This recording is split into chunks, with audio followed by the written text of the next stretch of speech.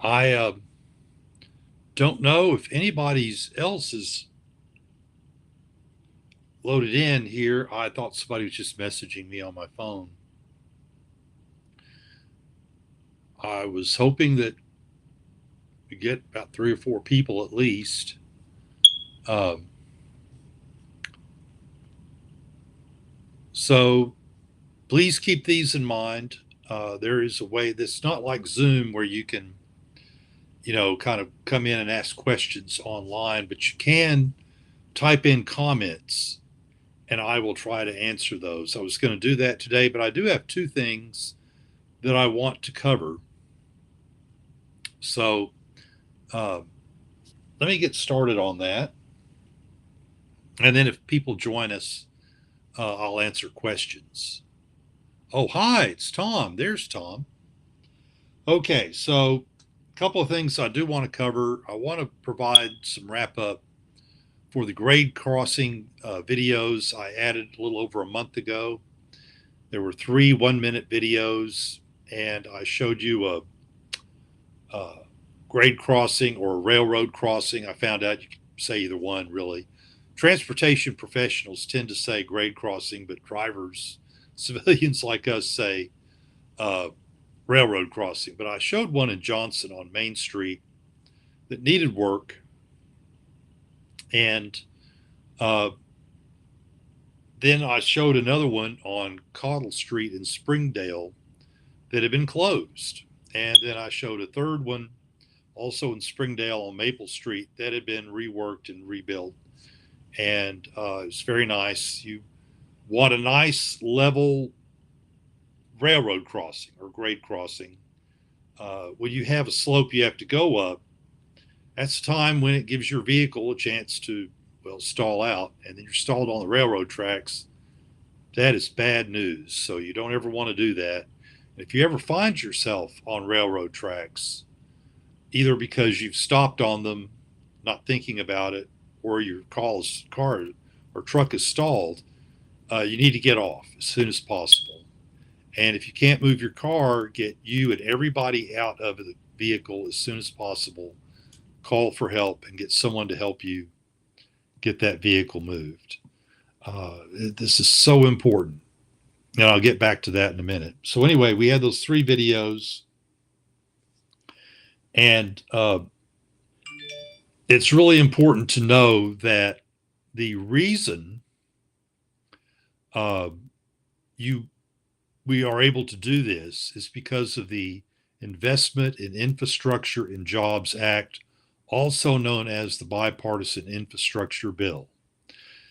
Uh, as activists, it's really important that we know these kinds of things uh, because we need to be able to speak knowledgeably, especially if we're talking to other citizens or elected officials, and we say, we want more of this. Well, where's the money coming from? Well, the money's there. We just need to be able to spend it.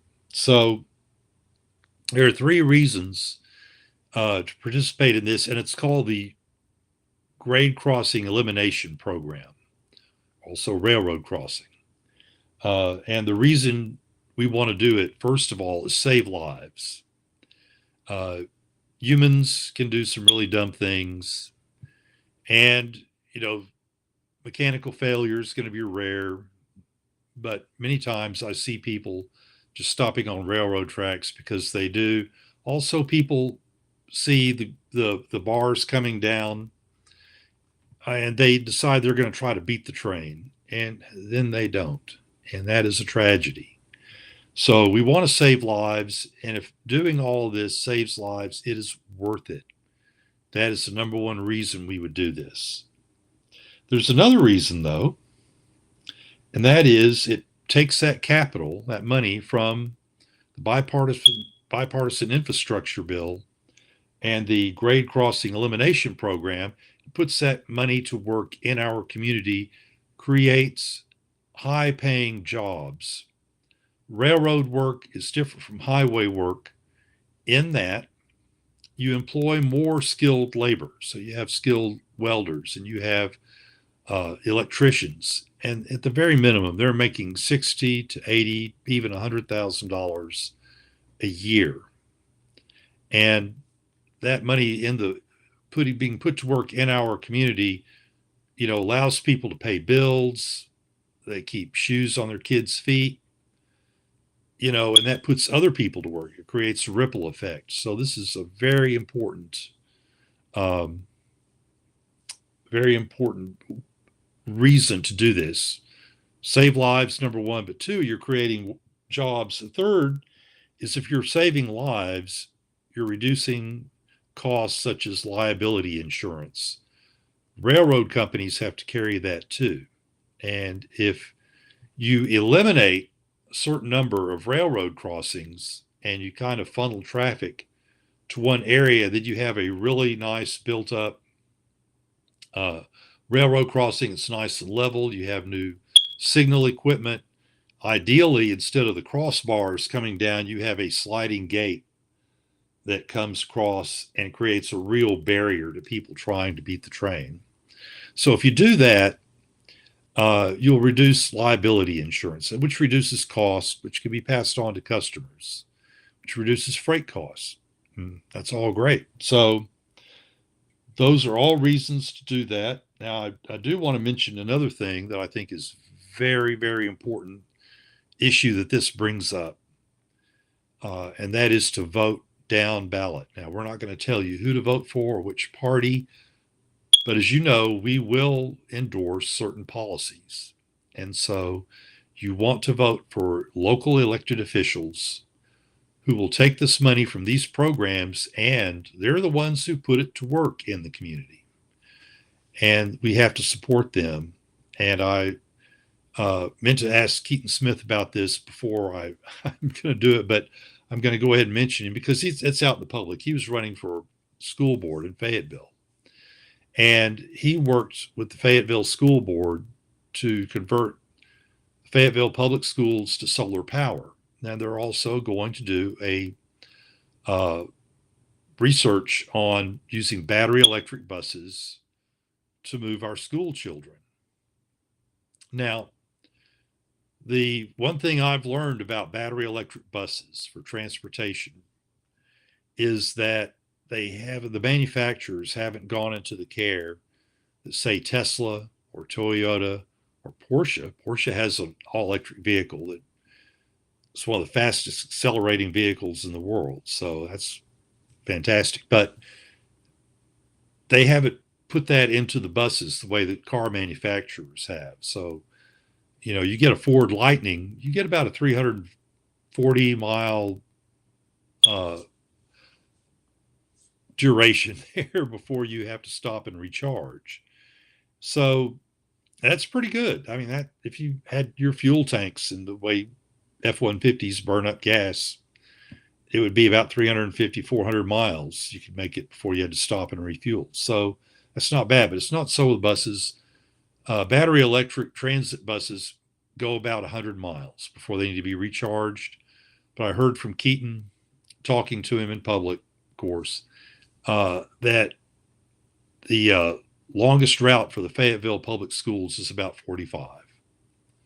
So you have solar powered buildings, you have battery electric buses. The driver goes out in the morning, picks up students, comes in for the midday, plugs in the vehicle, and it's recharging off solar power. Battery electric buses also have greatly reduced maintenance. You don't have to change oil or flush out the radiator and all of that. You still have tires and brakes and air conditioning and heating components that need to be seen after.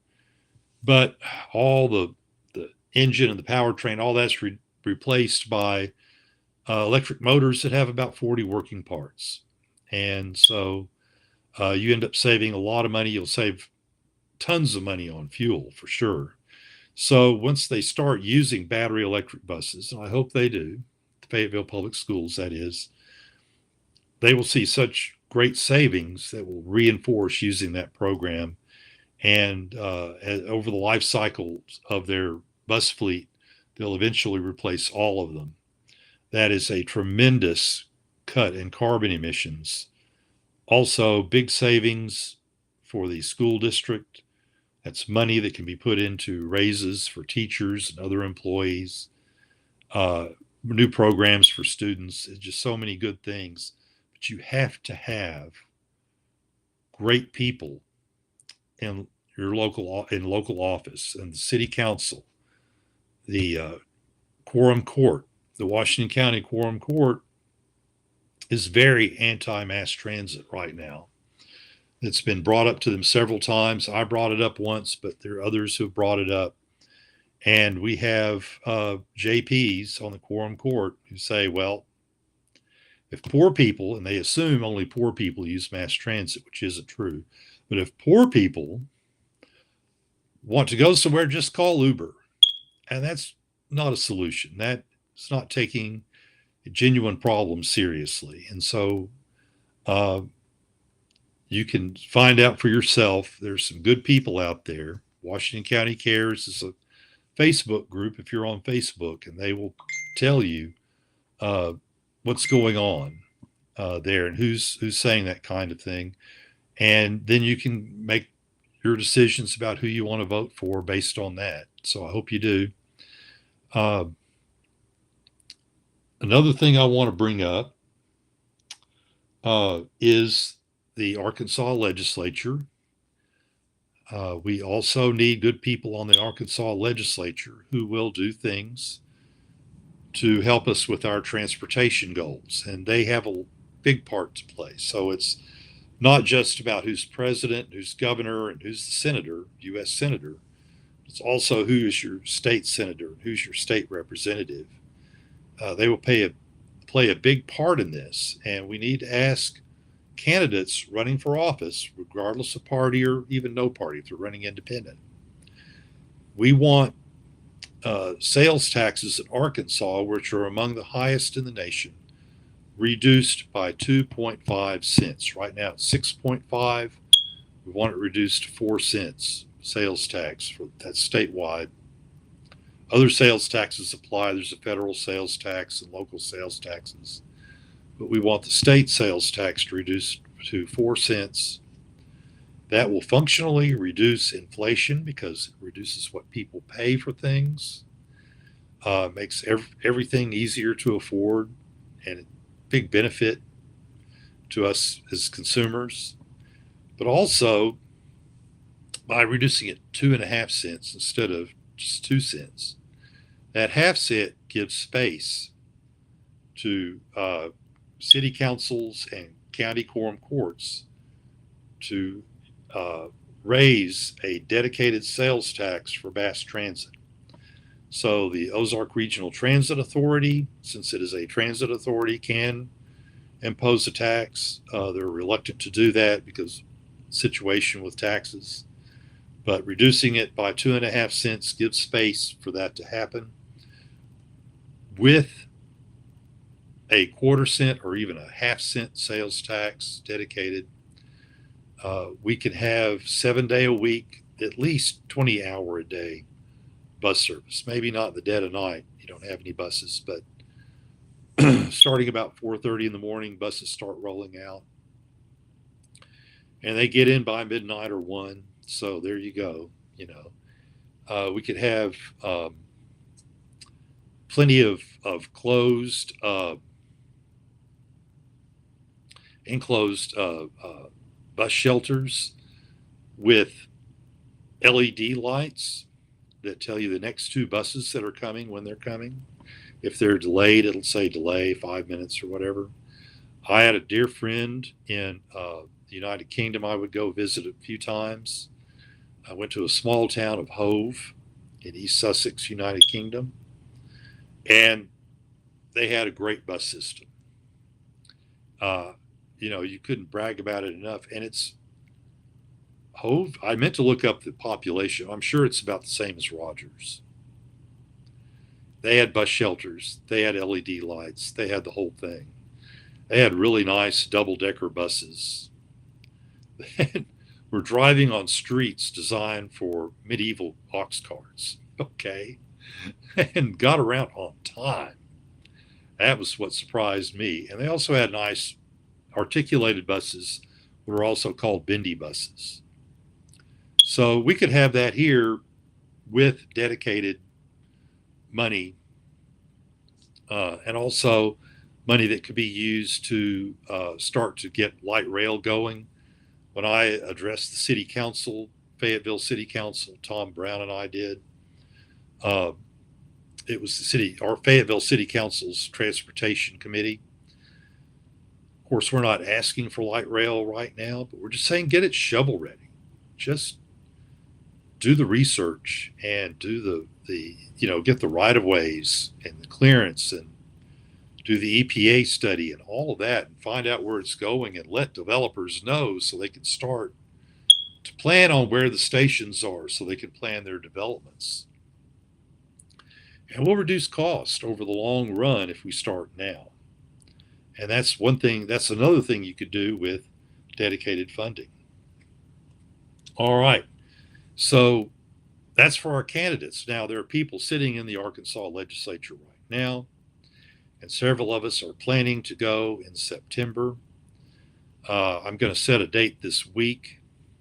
Personal note, folks, you need to know I'm a volunteer.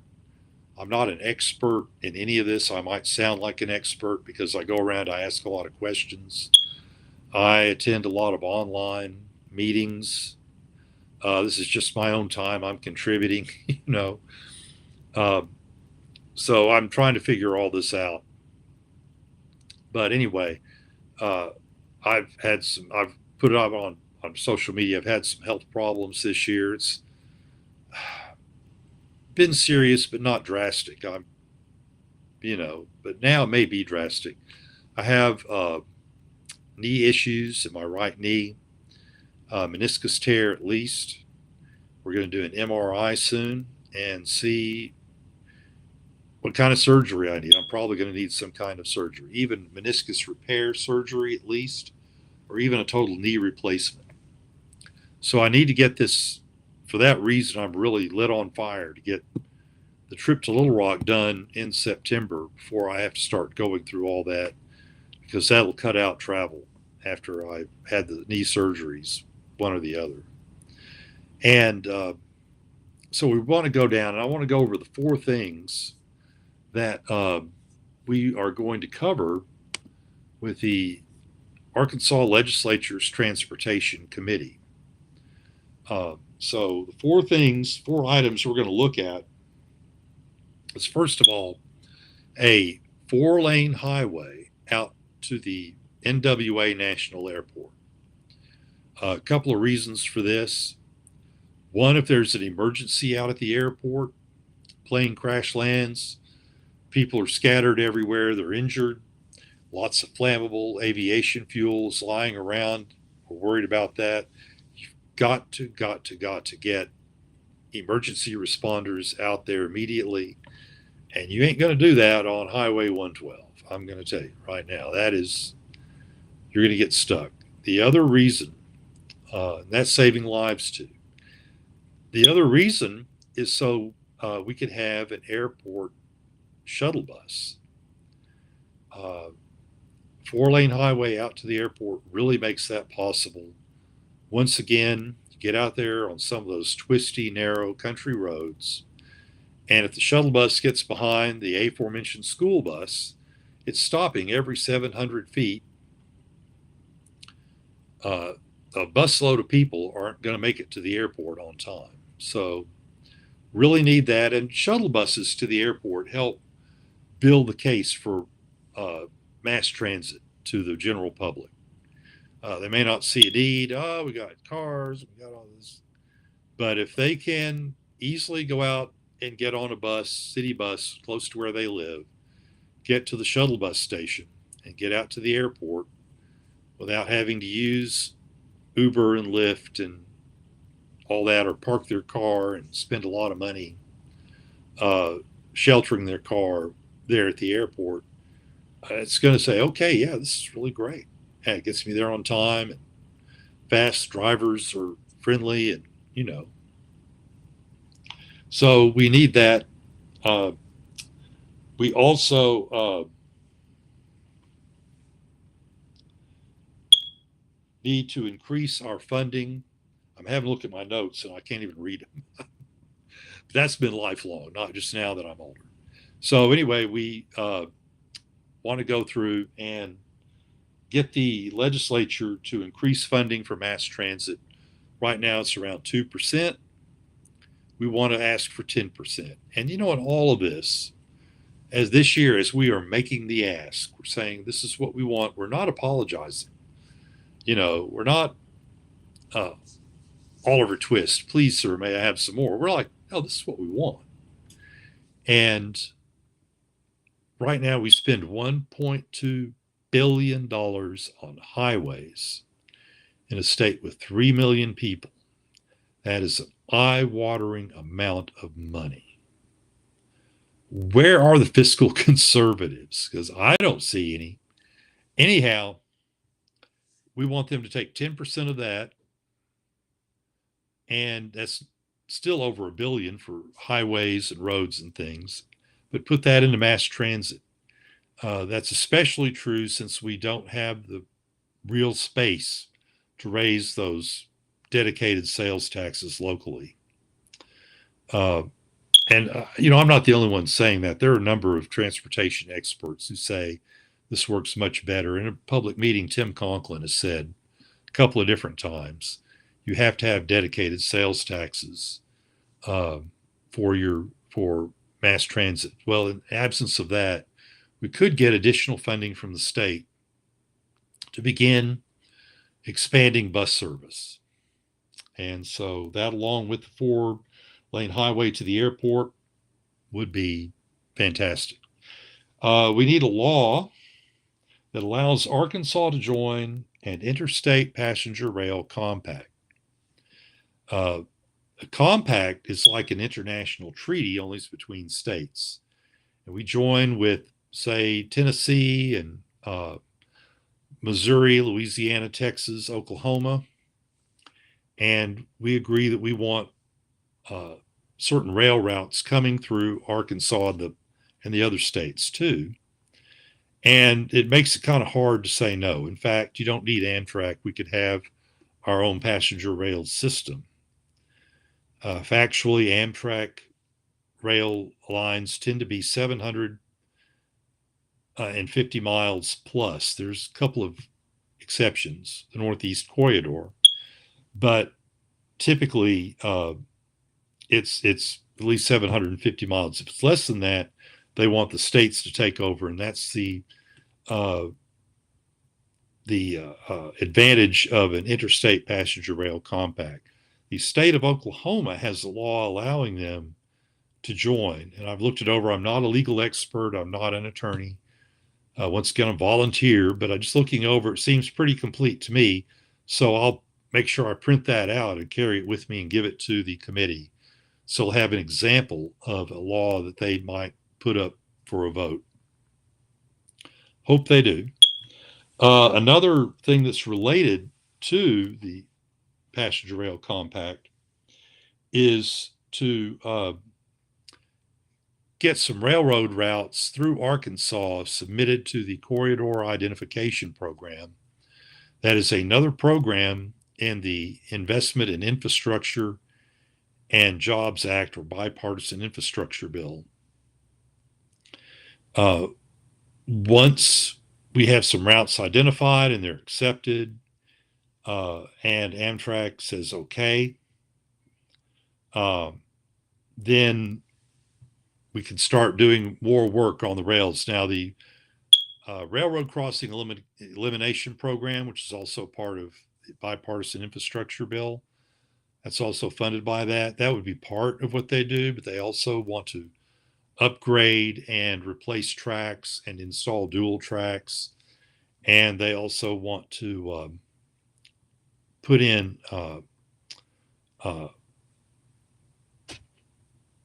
and the word just ran right out of my head, but it's like air traffic control for railroads. They can see everything that's going on the track. If there is a stuck vehicle, the dispatcher can call emergency responders to go and get the vehicle off the track well before the train gets there. Positive train control. So we want to start investing in all that. cost a lot of money, but once again, it's not just the money that's being spent. And we've got to retrain ourselves on that. It's the economic impact of putting all those people to work. It's the economic impact of the benefit of having regular, frequent passenger rail coming through our area that takes us places. A friend of mine has found a couple of science fiction conventions up in Kansas City, Missouri, and a couple of film festivals, and I would love to go. I'd love to go see the Chiefs play and the Kansas City Royals. Taking a train up there after I've been driving. I'm a professional driver, so I'm driving all the time. Being able to sit back on a train and relax, and I've been on a number of Amtrak trains. Very comfortable, plenty of leg room. You just sit back and just chill, and can't beat it. Also, if we want to have high-speed rail, like 186 mile per hour high-speed rail, we need the legislature and the RDOT to put that into the corridor identification program. And that sets us up to get federal money to begin building this. Plus, that 10% that they're taking, a portion of that can start to go towards getting that plan, getting all the new routes planned and everything. The advantage of having Amtrak is that if Amtrak is coming through Northwest Arkansas, they're going to be using A&M Railroad's rail line. And according to the federal law, they have to allow it. A&M has to allow Amtrak to come in, and they have to host them. Now, if we have an interstate passenger rail compact, A&M's private business, it's their property. They don't have to. And so we need to think about that. So there's some differences and things to work out, but that's okay. Let's talk about it. We know where the money's coming from. These are identifiable programs. We can talk about them. And we're also talking about the advantages to spending the money, not just dreadfulness that money's being spent. So that is that. And with that, I just wonder if anyone has any questions. If anybody else is listening besides Tom, or if Tom is, he can type in a question. You can also, and we'll talk about it, try to figure it out. I put a lot of information out, so some of that might not be clear.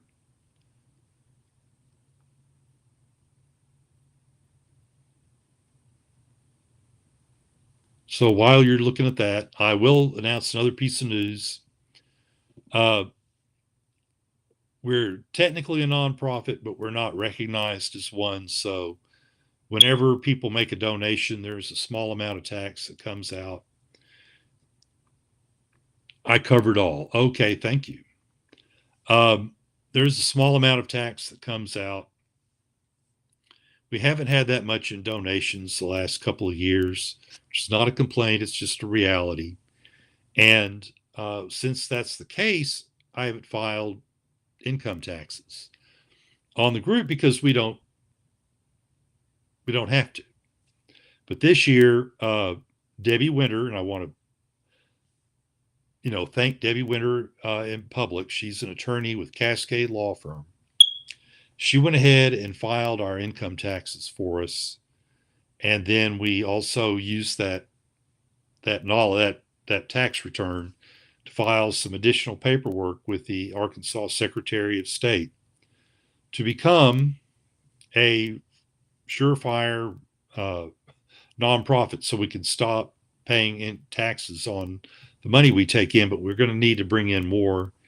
First of all, the filing the taxes cost a couple $100. It's $370 to file with the Arkansas Secretary of State. It may be about $250 or maybe a little less to get a DBA of NWA Go. And at some point, I would like to formally change the name from Ozark Rail and Bus Transit to NWA Go. It's a great name, and I'd hate for someone else to copyright it or trademark it and we couldn't use it. But if we get a DBA, then I think we're covered. So we need to do that. We have some travel coming up, like I said. Several of us are planning on going to Little Rock. Um, so we want to cover gas and eats during that. Um, and I have some national conventions that I can go to. There are two with the Rail Passenger Association. And even though they deal with passenger rail and Amtrak, I always learn things, even on the local level and local advocacy that I can use here uh, for bus travel and things like that.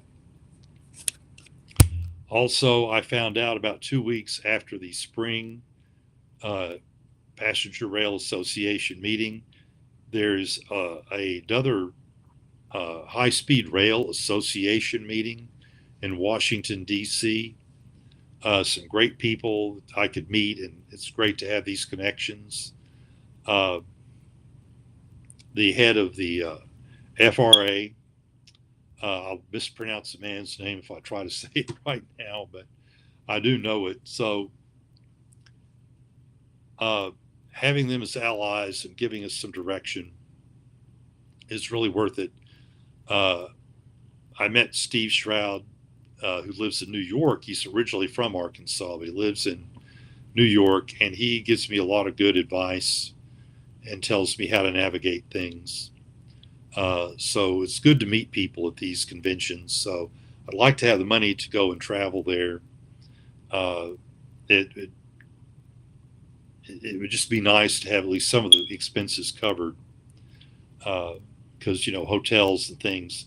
And keep in mind, it's not a vacation for me. Now, last year, I'll admit, I did take a couple extra days for vacation up in Massachusetts. But even then, I was riding the Acela line up there, which is business. I mean, it's we want to have a high speed train in this area. So, what's it like to ride a high speed train? Be nice to find out and talk to the rest of you. And the Acela has problems because the Northeast Corridor needs a lot of work, which is starting to be done now. And I think eventually they'll get it up to the point where you'll have long sections of track where you can do 160 miles an hour. And that does qualify as high speed rail. Uh, so uh, those are all things we need. Plus, we have the Restream technology we're buying once a month, and we have the annual expense of renewing our website information and everything, the domain name, and renting the website space, and all the help that WordPress gives. But I want to migrate everything over to another service, maybe I don't know, Squared Space or something, or Wix is another possibility. Um, Having a good looking website is part of attracting people, and I think we do. I want to thank Isaac for coming up with all that, helping. So I want to thank everybody who has contributed. I know Mary Chapin has, and Tom Brown, and Jane Ann Lloyd, and uh, Keaton Smith, and so many other people I will forget. And some people actually know us on YouTube. They're not on Facebook. They don't, I don't think, go to the web page, but they found us on YouTube, and so they're contributing too, which greatly appreciated. Anyway, if there's nothing else, yeah, on the web page I have a donation button here. Should be able to go to that, and you can donate $1, $5, 50, 100, whatever you want. You can do it annually, once, or monthly. And monthly really helps. $5 a month goes a long way. I see that now. I used to think, well, what difference can it make? But having that money coming in every month, it really helps you to uh, plan your expenses, things like that. So, anyway, if you like our content and you agree with us and you want to hear more, uh, please hit the like button on this video, subscribe to our YouTube channel, Follow the link to our website. You can find us on Facebook at NWA Go. And I should have one on LinkedIn, but it's under my name. So I need to change that. I need to work on LinkedIn. And X, it used to be Twitter, now it's X. We'll put up something on X. And Meta has a similar service, and Instagram. We need to get all that expanded there because, there are people that will get on Instagram that don't use Twitter or X. We want to reach everyone we can in Northwest Arkansas, but other parts of the country and the world do follow us. So that's great. I'm kind of pleased with that. So if we get up to 1,000 members subscribing on YouTube, we'll start to get a small revenue stream from YouTube because of that, especially based on the people who view the video. So I'm going to keep this under 40 minutes. The shorter the video, the better. The more people will watch all of it. I want to thank everyone again, and please come back next month. We'll have some more information. Peace out.